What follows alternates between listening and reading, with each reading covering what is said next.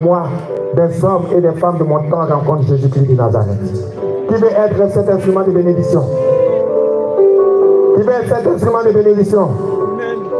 Gloire soit à Dieu. Alors le pape disait, le peuple fidèle, le collège épiscopal, chacun doit être à l'écoute de l'autre, mais tous doivent être à l'écoute de l'Esprit Saint. Donc nous venons à notre troisième point, à l'écoute du Saint-Esprit. Avoir des oreilles, écouter, c'est le premier engagement de chacun d'entre nous. Car comme dit même l'Ancien Testament, Shema Israël, écoute Israël. Le peuple rassemblé, le peuple de Dieu est un peuple de l'écoute d'abord. Mais cette écoute n'est pas simplement l'oreille, mais c'est le cœur qui s'ouvre pour recevoir cette parole, pour garder cette parole et vivre cette parole. Alors qu'est-ce que le Saint-Esprit nous dit? L'Église va de l'avant, elle marche avec tous, elle est synodale. Mais il y a toujours l'Esprit qui est le plus grand protagoniste de l'œuvre et de la mission de l'Église. Sans l'Esprit Saint, nous ne pouvons rien faire. Ça sera l'activisme, on ne fera pas de pastoral. L'Église ne fait pas de philanthropie. Sa vocation d'être pour les autres vient de la nature de son maître. Jésus-Christ est tout donné pour les autres. Et c'est pourquoi il dit, il y a plus de joie à donner qu'à recevoir. Ce qui est contraire de notre humanité. On se réjouit plus de recevoir que de donner. Parce que donner nous coûte souvent. Alors qu'est-ce que l'Église nous dit? Qu'est-ce que le Saint-Esprit nous dit? Nous allons écouter. Et le pape fait référence au message de l'Église, de l'Esprit Saint, aux sept églises qui nous sont données dans le livre de l'Apocalypse, au chapitre 2 jusqu'au chapitre 3. À partir de ces quelques passages que j'ai soulignés, nous allons comprendre comment ce message de l'Esprit Saint nous aide à consolider la marche synodale de notre Église. Apocalypse chapitre 2, verset 2,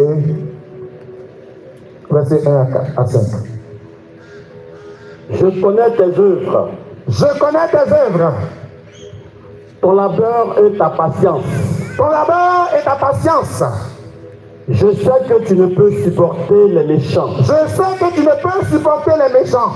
Que tu as éprouvé ceux qui se disent apôtres et ne le sont pas. Et tu as éprouvé ceux qui se disent apôtres et qui ne le sont pas. Et que tu les as trouvés menteurs. Et que tu les as trouvés menteurs. Que tu as dit de la patience. Oui. Que tu as de la patience. Que tu as eu à supporter pour mon nom. Et que tu ne t'es point lassé. Continue. Mais j'ai contre toi. Oui.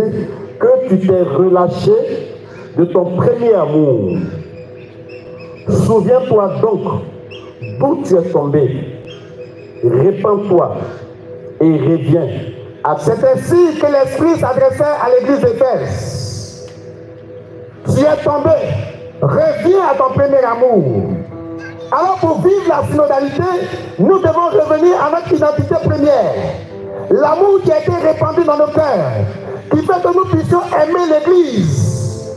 Tellement nous aimons l'Église que nous serons capables de faire tous les sacrifices nécessaires pour que l'Église soit toujours belle, à l'image de ce que Jésus-Christ a voulu. Car il s'est sacrifié pour que l'Église soit sans tache, ni ride, ni aucun défaut. Nous devons y travailler. En revenant à notre premier amour, alors il nous demande de nous convertir.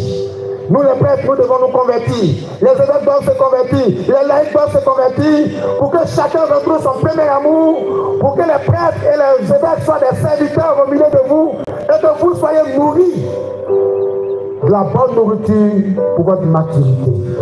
Qu'est-ce qu'il dit encore à l'église de Smyrne? Sinon, je viendrai à toi et j'ôterai ton chandelier de sa place, à moins que tu ne te répandes. On va prendre le chapitre 2, verset 10 à 11, à l'église de Smyrne.